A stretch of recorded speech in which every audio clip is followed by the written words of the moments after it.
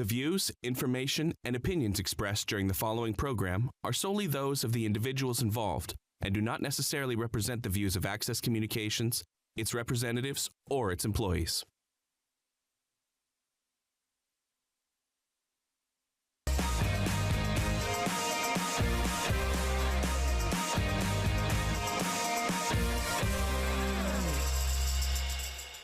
All right, good evening, everybody. Welcome to Weyburn City Council for this Monday, the 11th of May.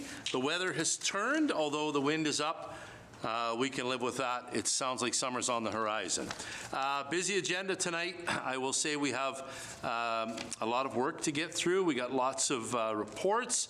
Also going to look at a home-based business, a couple of bylaws on mill rates and zoning. So let's get to work. We got lots to do tonight. You have the agenda in front of you, but first let's do the minutes, pardon me. If I can get a motion to approve the minutes of the April 27th meetings, please. Your Worship, I move that the minutes of the April 27th regular council and strategic planning and priorities minutes be approved. Thank you. I'll second that motion, Your Worship. Thank you. Any errors, omissions, updates, changes to those minutes? Hearing none, then I'll call the question. All in favor? That's carried. Thank you. Okay, next up you have tonight's agenda in front of you. Are there any additions to this agenda? We'd look to council first. No, hearing none. Administration? Thanks, Your Worship. No additions tonight. None. We'll move on. Thank you very much. Okay, so let's get going. We're going to start off with public hearings and notices. We do have one tonight, and this will be the zoning bylaw amendment that we will see later on in item 9A, but we'll have the public hearing right now.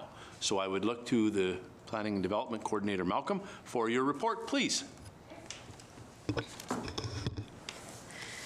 All right, zoning bylaw amendment application and corresponding official community plan amendment application has been submitted by Scott Moffett of Game Gremlins.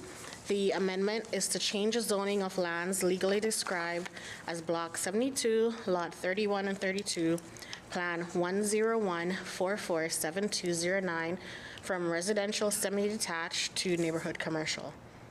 The property is privately owned with the intention of having the second floor remain residential and the first floor for retail use. After council gave first reading at the April 7th, 2026 regular council meeting, public notices went out in accordance with the city's public notice policy. Notices were advertised in the April 15th and April 22nd edition of the Weyburn Review, posted at City Hall and on the city website. Additionally, neighborhood notices were mailed out to all property owners within a 75-meter radius of the property. We did receive about several responses from neighbors regarding this amendment, concerns raising from noise to parking to just foot traffic as well. The proposal is for Game Gremlins to develop the first floor of the property for gaming retail and have an apartment unit on the upper floor of the property. An assigned parking space for both residential and commercial use will be developed within the rear of the property, designed to eliminate the need for backing and maneuvering from or onto Government Road. Both intended developments are permitted uses as identified in the zoning bylaw 2020-3412.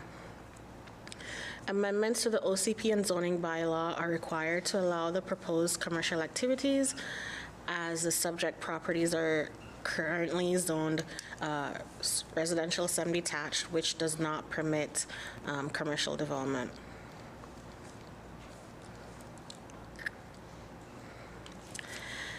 All right, the property is currently designated as residential. Sorry, that's the location right there on the map. The property is currently designated as residential semi-detached. The applicant is requesting that the parcel be designated neighborhood commercial on the land use designation map of the OCP. The purpose of the designation is to provide locations for business establishments of limited gross floor area that serve the day-to-day commercial and personal service needs of residents in the residential neighborhoods. The property is currently zoned residential semi-detached. The applicant has requested that the lands be rezoned to neighborhood commercial, which would allow for the establishment of both business and residential opportunities categorized as retail store and dwelling units under permitted uses in the zoning bylaw. And that's shown in the table below. The official community plan amendments must be approved by the Minister of Government Relations after final readings of bylaw 2026-3515. It will be submitted to the province for ministerial approval. Both bylaws will take effect upon ministerial approval. So council options, option 1, council holds a public hearing regarding bylaw 2026-3514 and bylaw 2026-3515 to hear any concerns or comments from interested parties. Council gives second and third reading to bylaw 2026-3514, being a bylaw to amend the zoning bylaw to rezone the above-mentioned lands from residential semi-detached on the future land use and land use designation maps. Council gives second and third reading to bylaw 2026-3515, being a bylaw to amend the official community plan to designate the above-mentioned lands as neighborhood commercial on the future land use and land use designation map. Council directs administration to submit bylaw 2026-3514 and bylaw 2026-3515 to the Minister of Government Relations for approval. Option 2, council refused to give second and third reading to bylaw 2026-3514 and bylaw 2026-3515 and direct administration to advise the applicant of the refusal. Any officer making a motion for refusal shall provide reasons for the refusal. Staff recommendations that council approves option 1 to give second and third reading to both bylaw 2026-3515 and bylaw 2026-3514 to amend the official community plan and zoning bylaw as mentioned above. Thank you very much. So what we're going to do now is I'm going to declare that the public hearing part of this for 2026-3514 and 3515, that those public hearing that public hearing is now open. So if anybody wants to speak to either of these two amendments, I would encourage you to head up to the podium now. If you are speaking to it, please identify yourself, first and last name, then less than 1 minute. 1 minute would be the maximum, I guess I should say, to state your case. This is a bit of a change of order for council. We've decided to move this up. Council questions will happen later in item 9. So I'll ask one last time. If anybody would like to speak to these bylaws, now would be the time to do that. Okay, with that, I will declare that public hearing closed. So when we get to item 9, we can do second and third reading at that time. Thank you very much, by the way. Now listen, before we go on to declarations, proclamations, and petitions, I got off to such a roaring start, I forgot to acknowledge that Councillor Morissette is unable to join us tonight, and I forgot to acknowledge our youth councillor tonight. Avriel Molnar is here. She, just so everybody is aware, has 25 pages of questions for council tonight. So at any point, Avriel, though, if you do want to speak, Paige will help you through that. But we appreciate you being here and all the work that you do in our youth council. So thank you very much. My apologies for missing that at the start. All right, next up, though, is declarations, proclamations, and petitions. We do have one tonight, so I will read that, and then I will invite Ms. Franks up to speak to it. So this is the proclamation. Whereas Envision Counseling and Support Center has been providing therapeutic counseling and support services all across southeast Saskatchewan to those who have been impacted by crime and abuse in their lives, and as well as to individuals, children, couples, and families who are going through a difficult situation or event. Whereas in 2023, Saskatchewan had one of the highest provincial rates of police-reported family violence and intimate partner violence, similar to police-reported crime overall. Whereas Envision Counseling and Support would like to recognize and honor the individuals who have been impacted by violence and crime in their lives, and also to those who support these individuals as they experience and move forward from their traumas. Therefore, I, Jeff Richards, Mayor of the City of Weyburn, do hereby proclaim May 10th to the 16th, 2026 as Victims and Survivors of Crime Week. So thank you very much. So Ms. Franks, if you'd like to go up and say a few words, we'd be very grateful. Thank you. Mayor Richards and City of Weyburn. Victims and Survivors of Crime Week is a national awareness week held each May to recognize the experiences of victims and survivors while also highlighting the services and supports available within communities. It's an opportunity to raise awareness about the lasting impacts that crime can have on individuals and families, and to remind people that healing and support are possible. This year's theme is the power of collaboration. It reminds us that supporting victims and survivors is not work to be done alone. It happens with the strong, connected communities. At Envision Counseling and Support Center, we are grateful to work alongside of dedicated service providers, first responders, and community partners who show up every day to support individuals on their healing journey.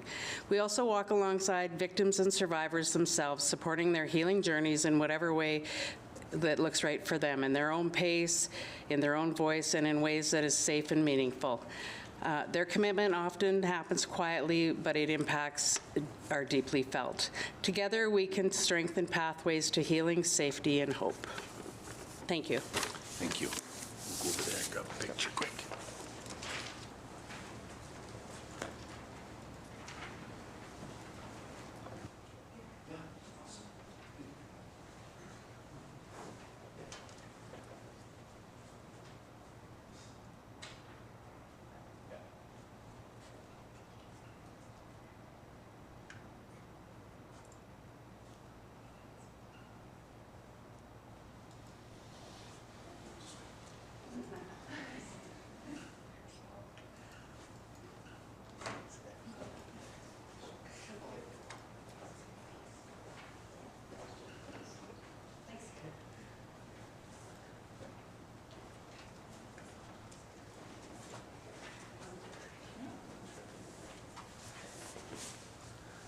All right, thanks so much for that.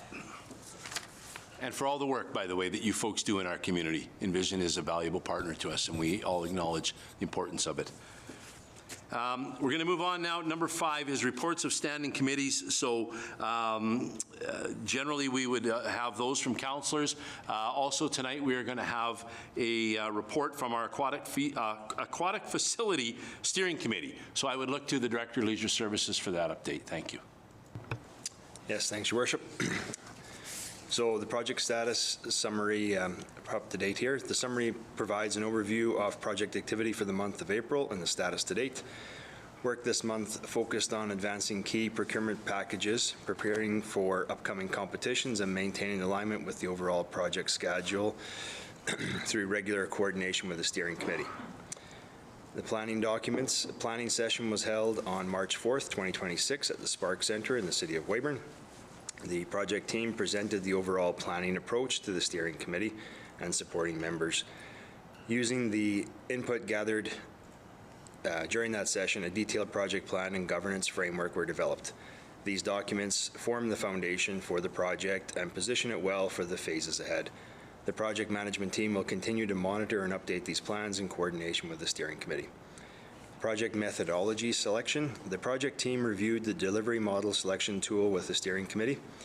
Working through project priorities such as scope, schedule, budget, and overall requirements, construction management at risk, CMAR, was confirmed as their preferred delivery method, as it best aligns with successful project outcomes and mitigates the risks associated with the construction budget. The project will proceed using a CCDC 5B CMAR contract with supplemental conditions. The prime consultant request for proposal. The finalized RFP was posted on April 20th, 2026 with a closing date of May 22nd, 2026. Engagement to date has been strong, indicating a competitive process. The RFP intends to secure best value for the project budget and obtain high-quality proposal submissions. Evaluations will begin immediately after closing, with the prime consultant expected to be onboarded in early June 2026 under a Royal Architecture Institute of Canada, also known as RAIC 6, contract with supplemental conditions. Design work is intended to begin upon contract award. Geotechnical request for quotation. The geotech RFQ advanced through the internal review and was presented to the steering committee at the end of April. Issuance is planned for early May. Fieldwork will proceed once weather conditions allow, in alignment with the proponent's availability. The resulting information will be an important input for the prime consultant. This will be an invitational process with several qualified proponents having confirmed interest. The geotechnical consultant is expected to be engaged by the end of May 2026. Construction manager, or the CM, RFP advancement. Work has begun on the construction management procurement, which is the next major completion in the project schedule. Early involvement of a construction manager will support cost input, constructability review, quality objectives, and coordination as design progresses, allowing the team to align with successful project outcomes. Additional details and timelines will be shared in future reports. Steering committee coordination. Biweekly meetings with the steering committee have been established to support schedule oversight, review key milestones, and maintain consistent communication with the project team. These meetings provide a regular forum to address issues and ensure alignment as the project moves forward. Overall, the project is progressing as planned, with procurement activities moving forward and strong coordination and communication maintained between the project team and the steering committee. The project remains well positioned as it transitions into the next phase of work. Key risks and opportunities. Risk and opportunity tracking is an important part of keeping the project proactive and well managed. A risk register has been developed and shared with the steering committee to support this work. It outlines potential risks and opportunities, along with the strategies that will be used to monitor, mitigate, and respond to risks as the project moves forward. While the project is not considered to be at risk at this time, early identification and ongoing management will help maintain a low-risk profile and allow the team to take advantage of opportunities as they arise. Currently, the key opportunity identified through the project's tracking process is summarized below. The Building Community Strong Fund, BCSF. The next step on that is going to be explore submitting an early expression of interest and review other funding programs that could be combined with this opportunity. The budget status. The total project budget is $30 million inclusive of PST. Within this amount, $1 million has been allocated specifically for existing facility work, including assessment, potential demolition, and related activities. The cost allocations presented in this section are preliminary and based on comparable projects with similar scope and requirements. As the project advances and Class D estimates are completed, the budget will be refined to provide more accurate breakdown of anticipated costs with the identified project scope. For this month, the budget is on track.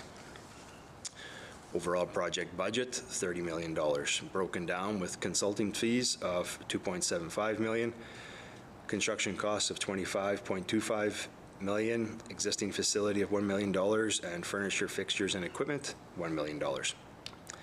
Schedule status. The key project schedule milestones are outlined below. As the project is still in the early planning and initiation stages, the timelines are presented at a quarterly level. A more detailed schedule will be developed and issued as the project advances. This represents a high-level milestone schedule based on construction management at-risk delivery approach. The master project schedule baselines are currently being updated to reflect the latest scope and sequencing. The finalized baselines will be issued after the prime consultant is engaged. For this month, the schedule is noted to be on track.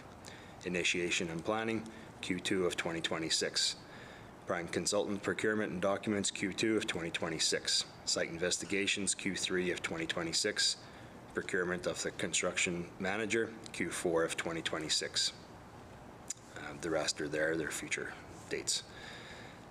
That is the report, up to date. I present this to council for your review. Thank you very much, Director Henning. Are there any questions or commentary on this? Yeah, Councillor Sadlowski. Thanks, Director Henning. I'm wondering who all is included in the steering committee? In the steering committee is myself, City Clerk Tina Clay, and Facilities Manager Rob Schultz. Wonderful, thank you.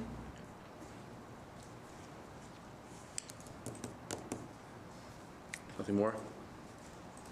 Thank you very much for your report. Thank you. Look forward to the next one, and the next one, and the next one. Anybody else, any councillors have reports from your standing committees? Yes, Councillor Sadlowski. I knew you had one. I would just like to share that today Youth Council actually headed up to Regina and went to the legislature, met with Minister Weyburn, and we had 6 of our councillors there, which was phenomenal.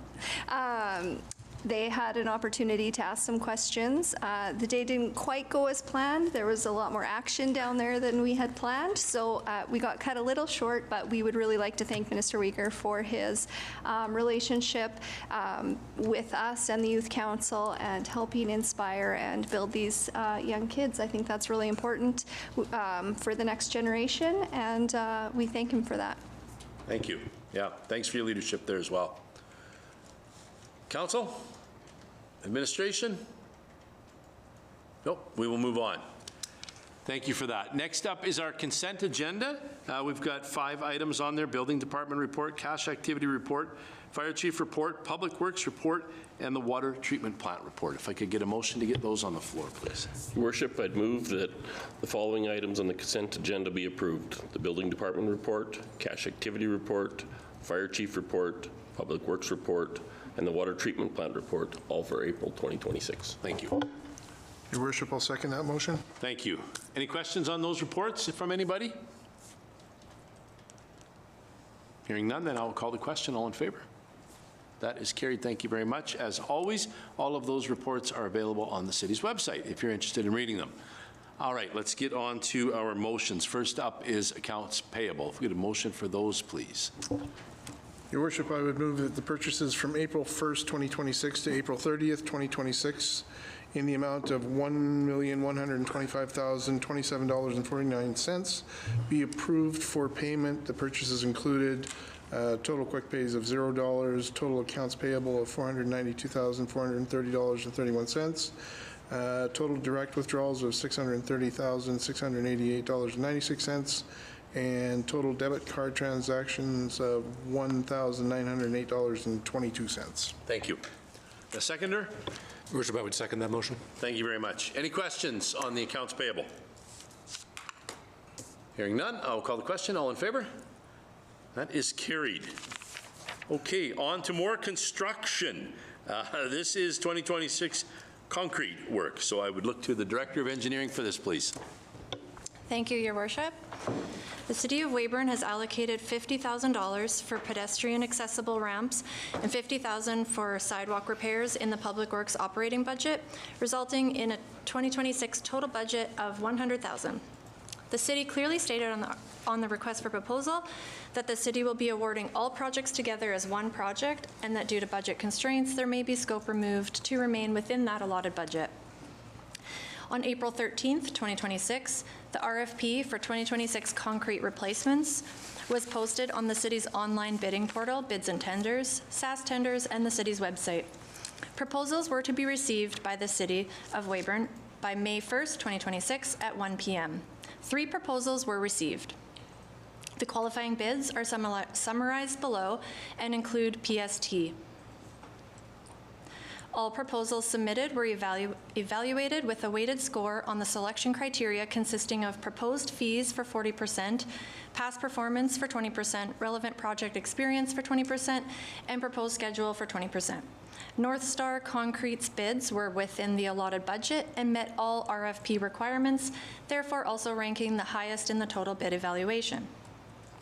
It is recommended to award the 2026 concrete replacement project to North Star Concrete for a total of $92,856, including PST. All right, thank you. Can we get a motion for this, please? Worship, I move that the 2026 concrete repair project is awarded to North Star Concrete for a total of $92,856, including PST. I'll second that, Your Worship. Thank you. Questions for the Director of Engineering on this? Councillor Bador.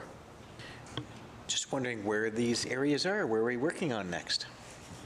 Okay, so we're actually focusing our pedestrian ramps along all of our new asphalt where needed for either repairs, replacements, or additional new added ones. So it'll be along Railway Avenue, 2nd Street, 3rd Street, basically where we're paving this year. And then, sorry, sidewalk panel replacements. The main replacement will be along First Avenue North between Government Road and Highfield Crescent. And then we have various locations for trip hazard repairs, which is about anywhere between 1 to 5 panel replacements in various locations. Thank you. Councillor Higgs. North Star has done construction work for us before, correct? They have done all of the concrete along King Street last year as a subcontractor for Genco Asphalt. So not a direct contract with the city, but they have done concrete work in the city of Weyburn. Councillor Janke. You largely answered my question during your answer to Councillor Bedore's question, but just specifically, what is sidewalk repair? Are we talking about repouring entire panels, or is there more to it than just that? Yes, so trip hazard repair would be just replacing 1 to 5 panels. So it's still a brand new panel. They have to remove the panel, recompact, and pour a new one, whereas like a full sidewalk replacement would be a large, like 1 block, half to 1 block at a time. So, yeah. Great. Anybody else? All right, we've got the motion on the floor, so I'll call the question. All in favor? That is carried unanimously. Thank you very much. More construction to come. I love it. Okay, introduction of bylaws. We have none tonight, so we will go on to a couple that we are bringing back for second and third. Excuse me, for second and third reading. So what we're going to do is we will start with, so we've got the two that we did the public hearing for earlier. This is 2026-3514, the zoning bylaw amendment, and 2026-3515, the OCP amendment. So why don't we start with 3514 and we will get second reading.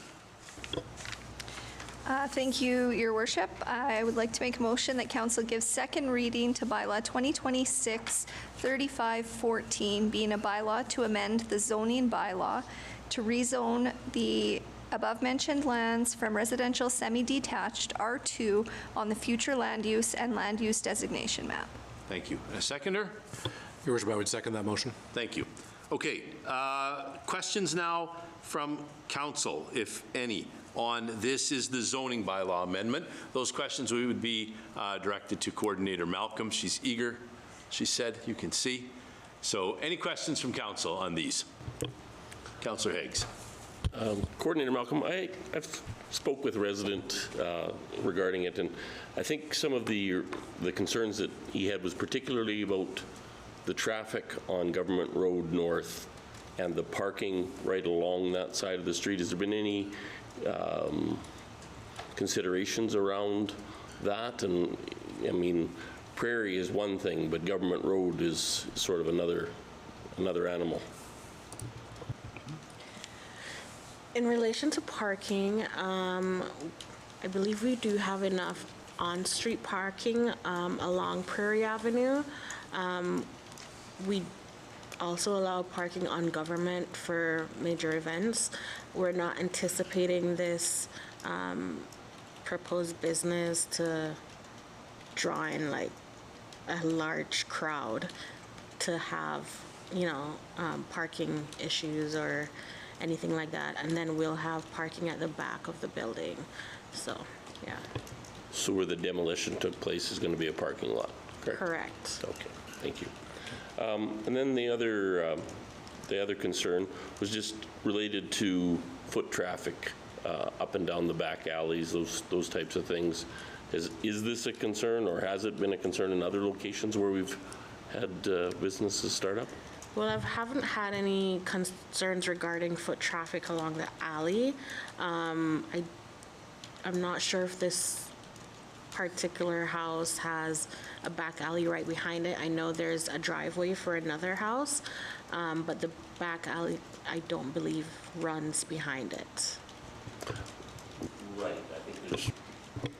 I think the alley goes kind of on a different angle, Yeah. right? Yeah. Yeah. So this particular house would have an alley behind it, but I don't know. I guess you couldn't get to the house. You're right. Yeah. Okay. Good. Thank you. Okay, anybody else questions? No? All right. So second reading, I would call the question then. All in favor? That is carried. Thank you. And then if I could have third reading. Thank you, Your Worship. I would like to make a motion that council gives third reading and pass bylaw 2026-3514, being a bylaw to amend the zoning bylaw to rezone the above-mentioned lands from residential semi-detached R2 on the future land use and land use designation map. Thank you. I would second that motion. Thank you. Last chance then for questions, if there's any. Councillor Higgs. This question is just in regards to the mailing out of the public notices. 75 meters is, and they're mailed out. So you have a list of people who should have received them, whether or not I mean, it's regular postal system. So I mean, but as far as you know, everybody that was supposed to get one received one. Correct. Okay. Yeah. Thank you. Yeah. If I might, just for clarity, so it is 75 meters, all directions, from the property in question. Then from that, a mailing list, not necessarily to individuals, but to the properties, Yeah. is sent out. So when we do our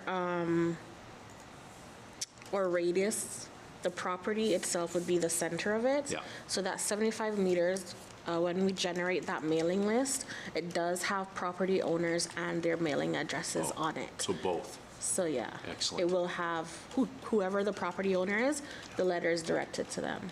Yeah. Yeah. So if, just to be sure that I'm clear then, if somebody felt like, listen, I am in that room, pretty sure I'm in that radius, and I don't know that I got one of those letters, you would encourage them then, I think the answer would be to come down, have a conversation with the engineering department, or you specifically if you're available, to try to get their concerns into your ear. Correct. Yeah. Very good. Thank you. Okay. Councillor Higgs, more? Yeah, so there's just, I mean, other than sending them out, there's no way to be certain that that place got them, correct? I mean, we're just relying on another system, right? Well, we mail the notices out, we post them on our website, and they're advertised in the newspaper. So that's 3 ways that we do our public notices. Okay. I know they went out. I've had feedback from persons who received them, so I'm not sure. Okay, you know. nope, fair. Very good. Thank you. Yeah. Good questions. Thank you. Anything else? All right, so this is third and final. Oh, sorry, I thought you put your hand up there. I'll call the question then. All in favor? And that is carried unanimously. No, opposed? Opposed? One opposed. Good. All right, thank you. Thanks for that. Let's move on then to 9B. This is mill rate, base tax, and rec levy is the first one. Second is mill rates for taxation. Did I miss one? We need to do the OCP My apologies. Oh, I've missed an entire one. amendment, yeah. My goodness. If we may then, let's have bylaw 2026-3515 for second reading. I felt like I was left out there. You were a little bit. I move that council Thank give you. second reading to bylaw 2026-3515, being a bylaw to amend the official community plan to designate the above-mentioned lands neighborhood commercial on future land use and land use designation map. A seconder? I'll second that motion, Your Worship. Thank you. All right. Questions on this one? One last one. Yes, Councillor Higgs, for sure. This has to go before the ministry before it's approved, though, correct? Yeah, final approval is done by the ministry. Okay, Yeah. fair. Thank you. Yeah, good question. Anybody else? All right, then I'll call the question. All in favor? That is carried. Or any opposed? Yeah. Any opposed, but still carried. Thank you very much. All right, and then third and final. Your Worship, I'll move that council give the third and final reading and pass bylaw 2026-3515, being a bylaw to amend official community plan to designate the above-mentioned lands neighborhood commercial on future land use and land use designation map. Thank you. I'll second that motion, Your Worship. All right, thanks. Okay, last chance for questions or commentary on this one? Hearing none, then I will call I will call the question. All in favor? And any opposed? Okay, then that is carried. Thank you. Sorry about skipping over that. There, City Clerk, that was my bad. All right, now we will go on to 9B. Couple more in there. The mill rate, base tax and rec levy, and then 2026-3517 is mill rates for taxation. So let's look to the Director of Finance for report first, and then we'll do our motions. Thank you. So as per section 255 and 259 of the Cities Act, the Council of the City of Weyburn may pass bylaws to set mill rates, mill rate factors, base tax, and a recreation levy for the property tax classes and subclasses within the City of Weyburn. Rates are set yearly based on Council's strategic objectives and the city's approved annual budget. The 2026 budget approved the creation of a $100 recreation levy to be applied to every property door. There's 5,404 doors, resulting in a total recreation levy of $540,400 in revenue for recreation facilities. The 2026 assessment has 106 properties reclassed from condominium to 2 classes of multifamily, which is detailed out here, and that's how we came up with our 5,404 properties. SAMA has provided the City of Weyburn with the updated assessments, and the results are listed below. So it shows the reclasses from the condominium to the residential and the multifamily as well. And there was a few reclasses within the agriculture, commercial accommodations, and commercial other. So administration presents the below 2026 mill rates, base tax and recreation levy with a uniform mill rate of 11.516 mils. The percentage increase has been calculated to equalize the 2025 levy for the reclass in properties from condominium to multifamily. The condominium mill rate has decreased due to the reclass of properties and to bring the mill rate more in line with the residential rate. For a more accurate comparison, the levy increase shown as 5.59% was calculated using the 2026 levy before the recreation levy was applied. So administration recommends that council give second and third reading and pass bylaw 2026-3516, a bylaw to establish mill rate factors for classes, subclasses of land and improvements, and to provide for base tax and recreation levy of the City of Weyburn for 2026, and second and third reading and pass bylaw 2026-3517, a bylaw to fix rates for taxation of the City of Weyburn for 2026. Thank you very much.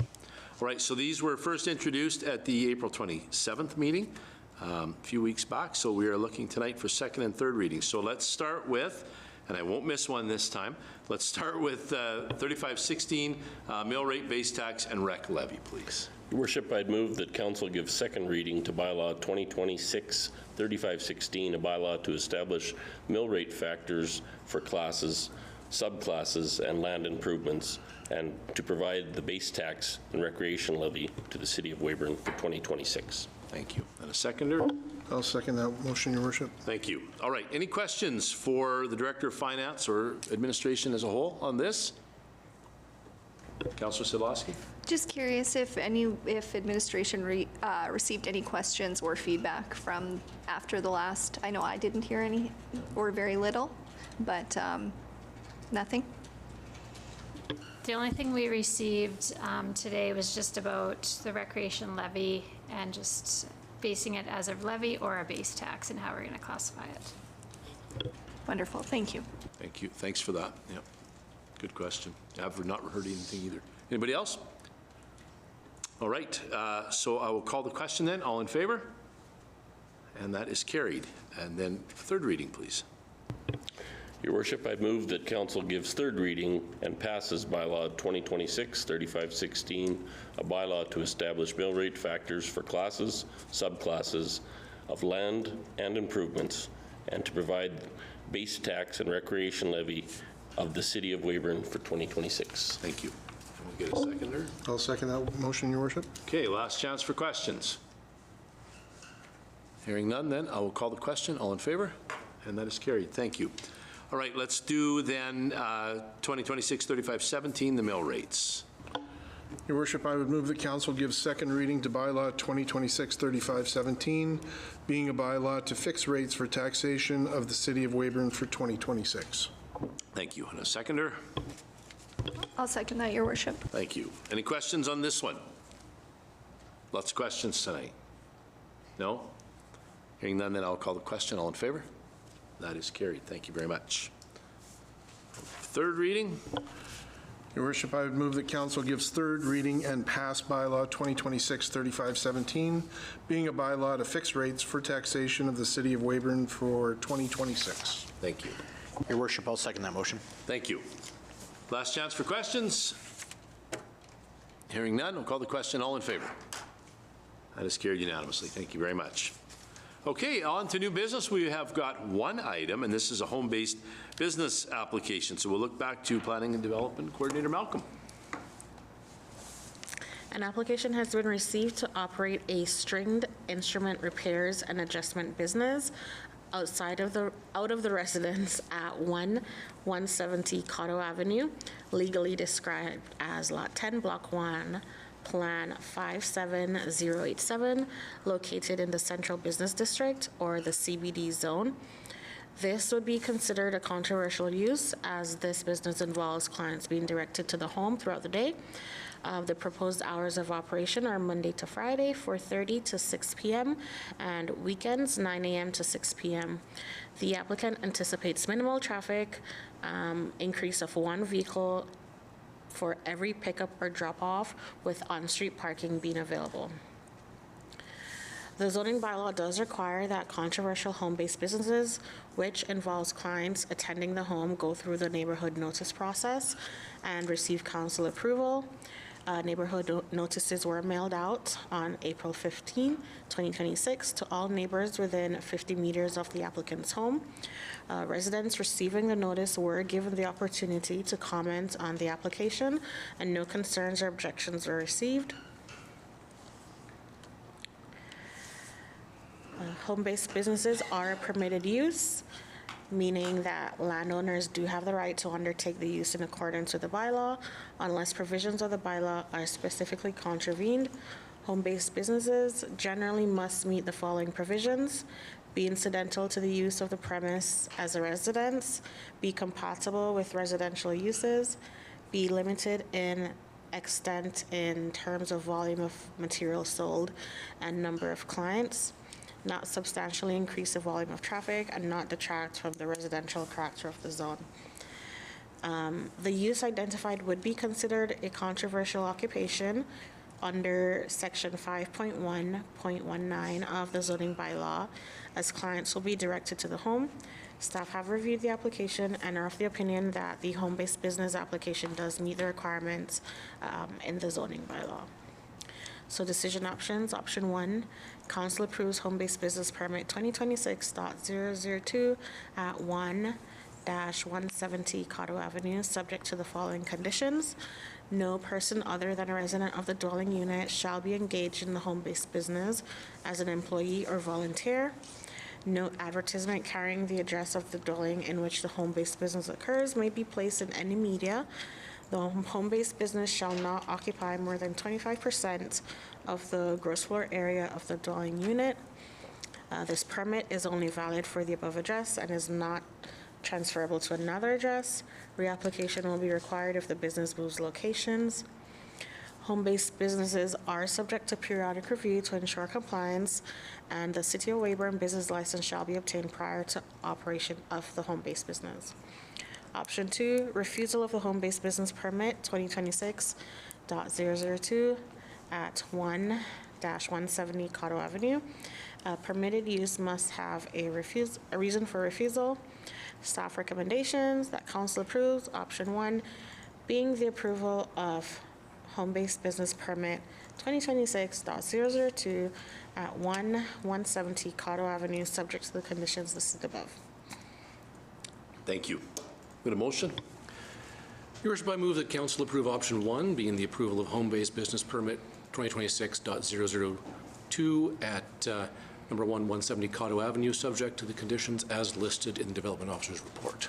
Thank you. And a seconder, please. I'll second that, Your Worship. Thank you. Questions for Coordinator Malcolm on this one? Councillor Bador?